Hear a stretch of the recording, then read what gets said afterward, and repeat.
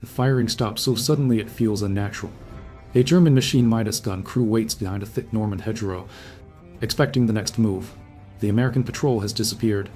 No return fire. No flanking attack. No desperate charge. The silence stretches. The German sergeant smiles. The enemy has lost its nerve. Then comes a faint whistle. Another. Then dozens. Within seconds, the entire field erupts. Earth, stone, trees, and centuries Midas old hedgerows are thrown into the sky as hundreds of artillery shells crash onto a position that only moments earlier had looked untouchable. The carefully prepared ambush simply vanishes beneath explosions, for the survivors crawling from the shattered trench. One question remains. Why hadn't the Americans fought back? The answer would haunt German officers for the rest of the war. Because the Americans weren't trying to win the firefight. They were trying to erase it.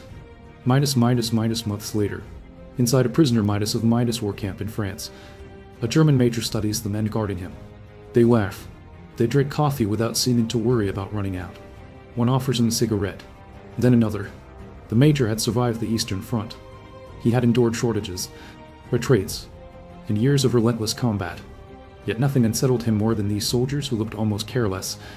Their uniforms lacked the rigid appearance he associated with professional armies. Their discipline seemed relaxed. Their conversations sounded casual. Everything about them suggested inexperience. Yet Germany was losing. Thousands of captured letters, interrogation reports, and battlefield diaries reveal the same reaction. German officers repeatedly described American soldiers as awkward, noisy, and tactically unsophisticated. Then, often in the very next sentence, they admitted something far harder to explain. The same soldiers were almost impossible to stop. How could both observations be true? To answer that question, you first have to understand how German officers believed war was supposed to work. Minus the Wehrmacht had been shaped by generations of Prussian military thought. Its officers were taught that victory belonged to initiative. Higher headquarters identified an objective. Junior commanders figured out how to achieve it. Instead of waiting for detailed instructions, officers were expected to improvise, exploit weakness, and seize opportunities faster than the enemy could react. This philosophy created small Midas unit leaders who constantly searched for tactical advantages. A hidden machine gun, a surprise flank attack, a perfectly timed counterstroke. Success depended on judgment, not volume. Years of fighting across Europe reinforced that belief. Against Britain, German commanders found disciplined formations that usually followed recognizable patterns. Against the Soviet Union, they faced enormous offensives powered by overwhelming manpower. Different enemies, different problems, but both still fit within the same understanding of war. The Americans did not. Before meeting them in battle, many German officers had already formed an opinion. It came from intelligence reports mixed with ideology. America, they believed, was wealthy, industrial, comfortable. Its people had little experience with hardship. Its army had expanded too quickly. Factories could build equipment. Factories could not manufacture experienced soldiers. Many German commanders expected the first serious battles to expose that weakness. They anticipated nervous troops, predictable tactics, and formations that would collapse once veteran German units struck with speed and aggression. Instead, something entirely different happened. Minus Normandy became the laboratory where those assumptions began falling apart. Imagine an MG-40 crew hidden behind an ancient earthen bank overlooking a narrow country lane. The position is almost perfect.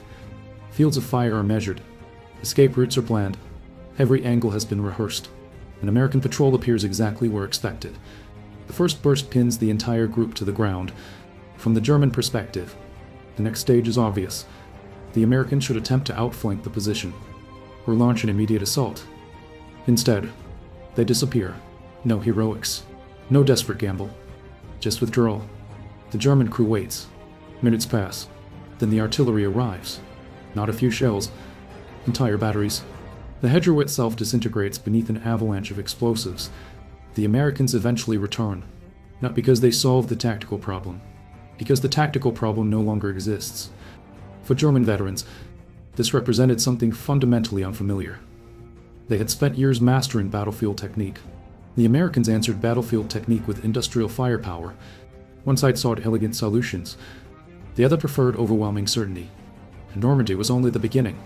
Minus, the same pattern emerged whatever German RT- tank crews engaged American armor.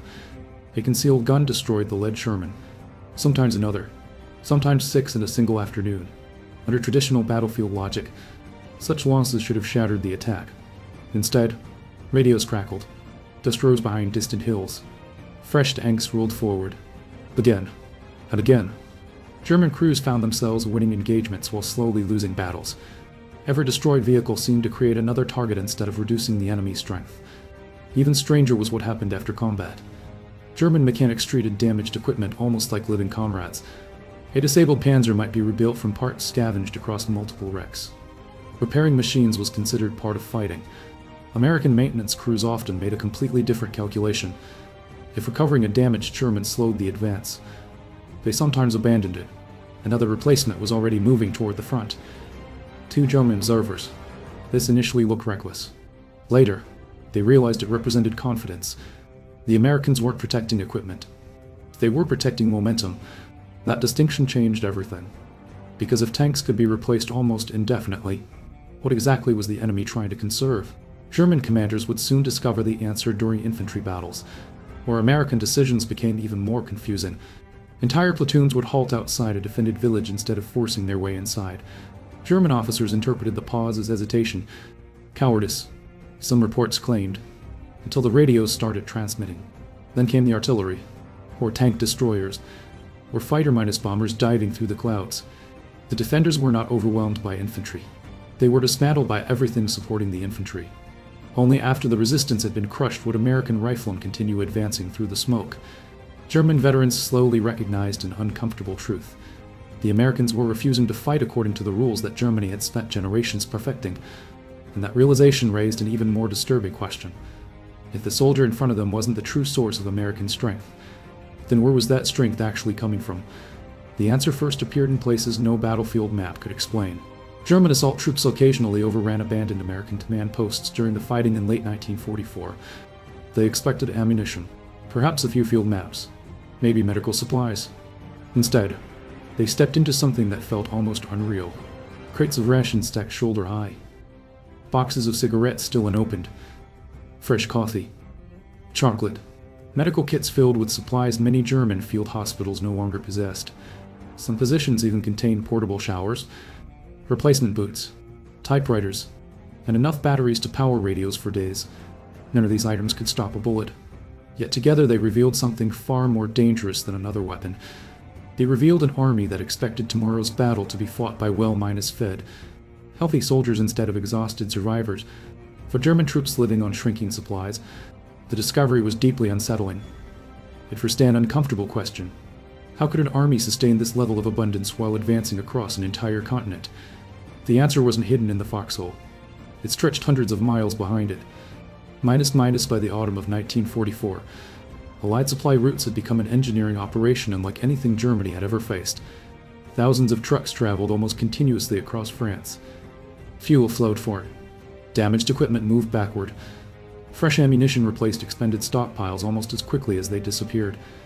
Entire transportation systems operated around the clock to keep frontline divisions moving. German intelligence officers initially doubted the reported supply figures. The numbers seemed impossible.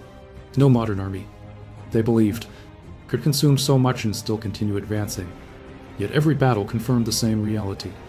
American artillery rarely worried about conserving shells. Fuel shortages rarely dictated operational decisions. Medical evacuation remained astonishingly efficient. The system simply kept functioning. German commanders slowly realized they were measuring American strength with the wrong scale. They had been counting divisions. They should have been counting factories. Minus that realization became even clearer inside prisoner minus war camps. Captured officers had time to observe their former enemies without gunfire interrupting the view. What they saw only deepened the mystery. American guards rested casually against fences. Some addressed senior non-coincident officers with an informality that would have been unimaginable inside the Wehrmacht. Uniforms often appeared less polished than German standards demanded. At first glance, it looked like poor discipline. Then the details emerged. Their boots were newer. Their clothing fit better. Meals arrived regularly.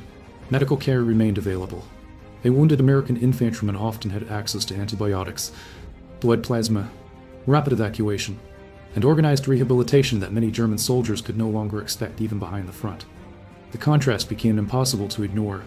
Germany had invested enormous effort into producing the ideal soldier. The United States invested enormous effort into keeping ordinary soldiers capable of fighting again tomorrow.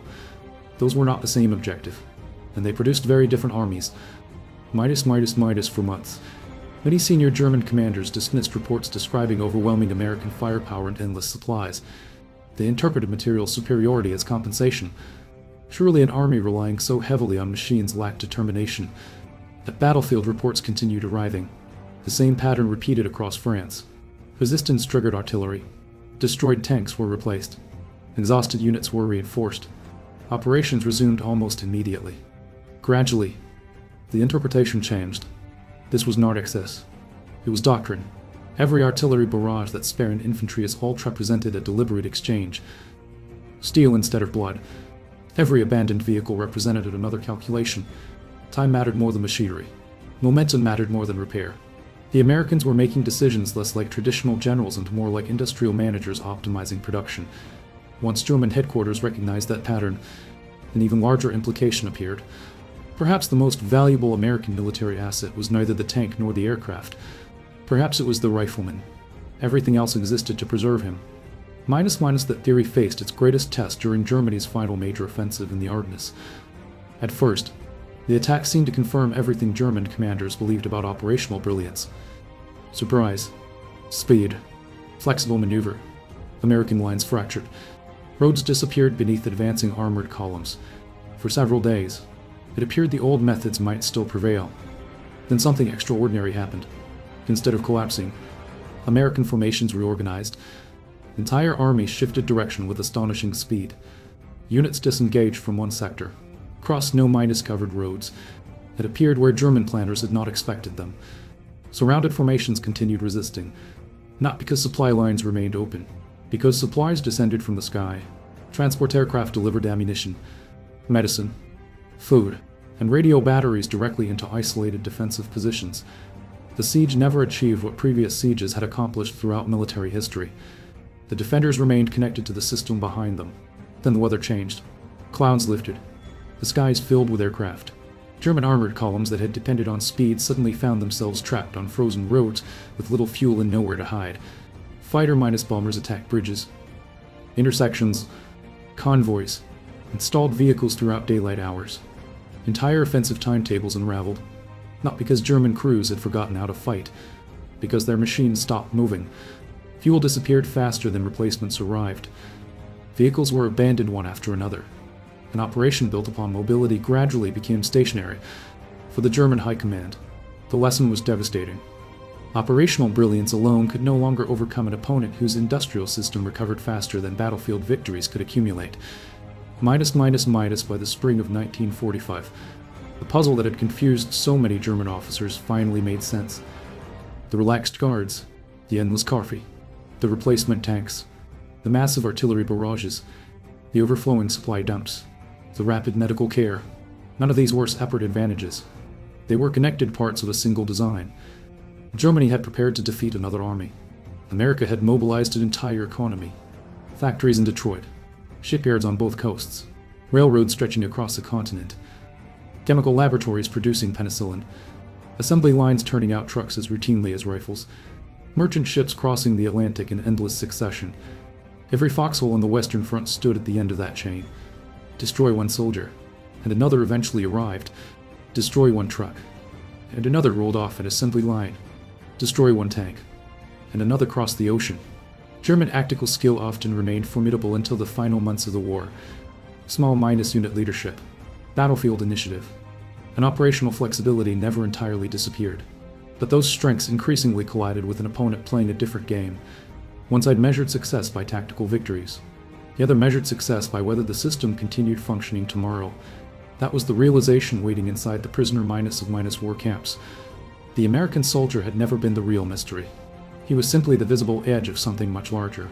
The true opponent was an industrial network stretching from factory floor to frontline trench, designed to replace losses faster than they could be inflicted. The Wehrmacht had spent generations mastering the art of defeating armies. What it ultimately encountered in Western Europe was something entirely different. Not merely a military, but a nation that had transformed its entire industrial power into a weapon of war.